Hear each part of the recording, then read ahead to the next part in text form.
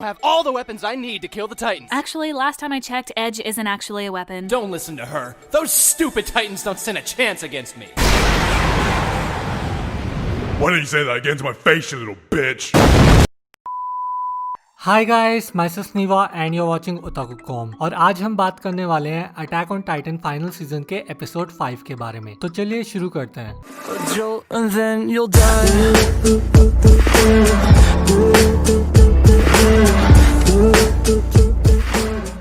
So guys, episode का नाम है डिक्लेरेशन ऑफ वॉर। और गाइस, ये एपिसोड एक फ्लैशबैक से स्टार्ट हुआ जिसमें राइनर, एनी और बेर्टोल्ट एक आदमी के बारे में बात कर रहे होते हैं जो सुसाइड करने से पहले उनसे बात करता है। वो ये सोच रहे होते हैं कि उस आदमी ने उन तीनों को अपनी स्टोरी क्यों बताई। जो लोग भूल गए हैं, मैं उनको बता दूं कि ये आदमी अपने विलेज का अकेला सर्वाइवर होता है, लेकिन अपनी जान बचाने के लिए ये अपने 3 बच्चों को छोड़ देता है। बेर्टोल्ट बोलता है कि वो आदमी शायद किसी से अपने आप को जज करवाना चाहता था। गाइस, ये फ्लैशबैक यहाँ इसलिए डाला गया है क्योंकि वो आदमी की गिल्ट और राइनर की गिल्ट दोनों सेम है। अगर राइनर ने मार्शल की डेथ के बाद एनी और बेर्टोल्ट को मिशन कंटिन्यू नहीं करने के लिए बोला होता तो बेर्टोल्ट नहीं मारा जाता, एनी कैप्चर नहीं होती और वो सिर्फ अकेला वापस नहीं लौटता। नेक्स्ट सीन में हम विली टाइबर को अपनी स्पीच देने के लिए रेडी होते हुए देख सकते हैं। और गाइस, वो इसलिए नर्वस नहीं होता कि उसे स्पीच देनी है। गाइस, वो इसलिए नर्वस होता है क्योंकि उसे पता होता है कि वो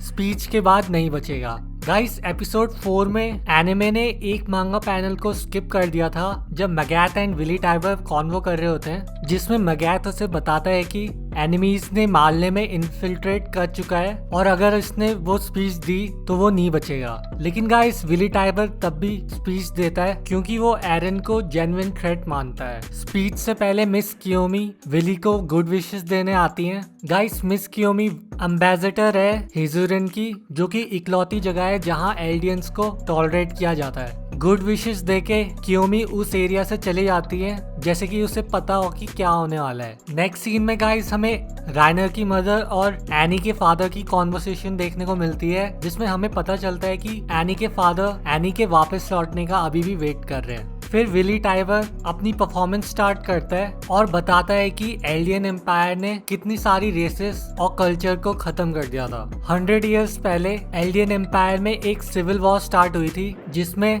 हर नोबल फैमिली के पास एक टाइटन पावर थी और सबको ये स्टोरी बताई गई है कि एक मार्लियन जिसका नाम हेलोस था, उसने टाइबर फैमिली के साथ मिलके रॉयल फैमिली को हरा दिया था और रॉयल फैमिली हारने के बाद पैराडाइज आइलैंड में चली गई थी और जब तक पैराडाइज आइलैंड को टच नहीं किया जाएगा तब तक रॉयल फैमिली किसी पर अटैक नहीं करेगी।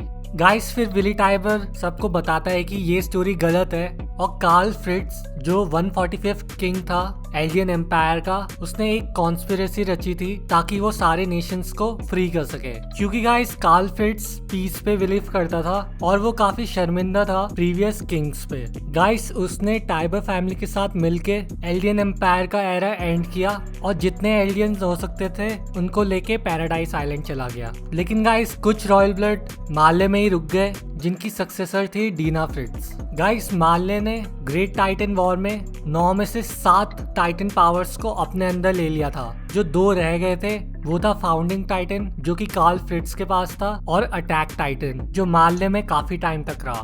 गाइस, कार्ल फ्रिट्ज ने सबको एक वार्निंग दी कि अगर पैराडाइज आइलैंड में अटैक होगा तो वो कोलोसल टाइटन्स की आर्मी से पूरे वर्ल्ड को क्रश कर देगा। लेकिन गाइस, वो एक झूठ था। अगर कोई भी नेशन पैराडाइज आइलैंड में अटैक करता है तो वो उसे एक्सेप्ट कर लेगा एलियन क्राइम्स के उससे। गाइस, कार्ल फ्रिट्ज ने एक वाव बनाई, उसने अपने आइडियोलॉजी अपने आगे की जनरेशन को भी दे दी, जिसकी वजह से रॉयल ब्लड में कोई भी फाउंडिंग टाइटन की फुल पावर को नहीं यूज कर पाया। लेकिन गाइस, अब एक एक्सेप्शन आ चुका है, एरन येगर, जो कि रॉयल ब्लड नहीं है, जिसकी वजह से कार्ल फ्रिट्ज की आइडियोलॉजी उसे अफेक्ट नहीं करती। और हमने देखा है कि रॉयल ब्लड नहीं होने के बाद भी एरन फाउंडिंग टाइटन्स की पावर यूज कर सकता है कुछ कंडीशन को कंप्लीट करके।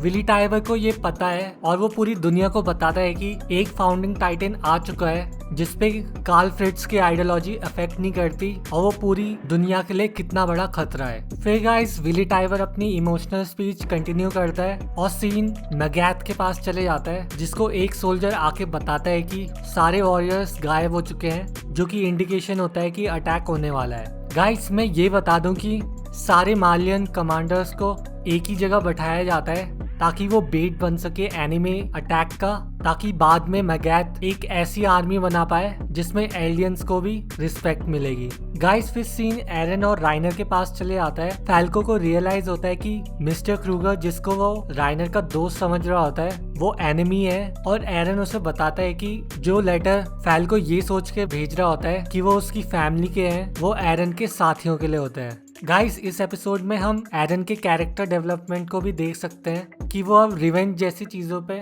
ध्यान नहीं देता और उसे राइनर पे थोड़ा तरस भी आता है। और एरन बताता है कि वो दोनों सेम है, कि उन दोनों को लगता था कि बाहर सारे एनिमीज हैं, लेकिन जब वो उनके साथ बैठे रहे तब उनको रियलाइज हुआ कि वो भी नॉर्मली लोग हैं, जिनमें से कुछ अच्छे हैं और जिनमें से कुछ बुरे हैं। गाइस फिर एरन ट्रांसफॉर्म होता है और विली टाइबर को मार देता है, लेकिन गाइस वो विली टाइबर के साथ साथ बहुत सारे लोगों को भी मार देता है। सो गाइस आज की वीडियो के लिए बस इतना ही। अगर आपको वीडियो अच्छी लगी तो प्लीज़ लाइक कीजिए, कमेंट कीजिए और अगर आप नए हो तो प्लीज़ सब्सक्राइब कीजिए। हम बहुत करीब है 600 सब्सक्राइबर्स के। मिलते हैं नेक्स्ट वीडियो में।